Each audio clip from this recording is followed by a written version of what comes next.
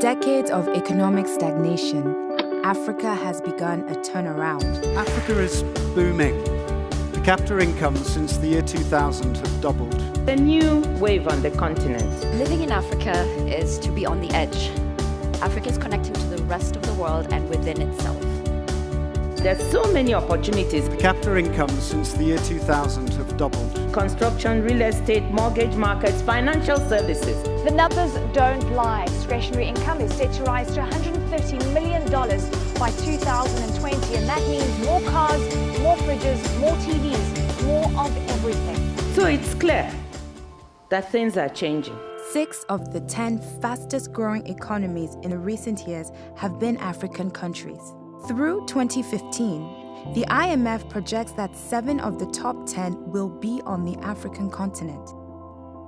The good news is that the growth decline that started in the 1970s started reversing, and we started seeing growth starting from the mid-1990s. At the same time, when you look at these countries, you see that in some of them, the same economic structure that they have been using for the last 3 or 4 decades is still there.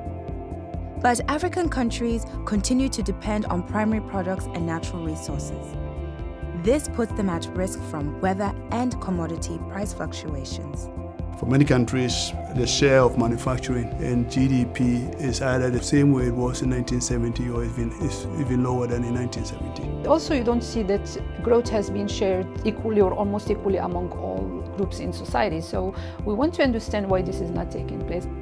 To make its recent growth sustainable and to create jobs for Africa's booming youth population, African economies must go beyond growth. African economies must transform. Economic transformation is growth with depth.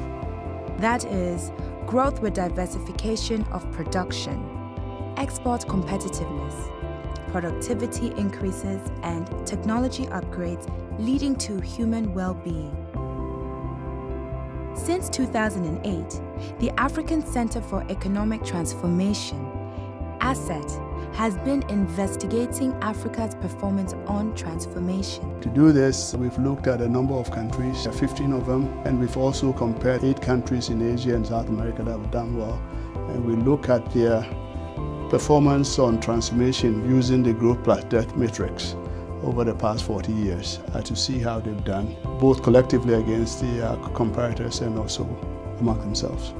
And ACET has been working with African governments on their transformation agenda. In our advisory work, we normally work hand in hand with governments, developing policies and also helping them to implement the policies.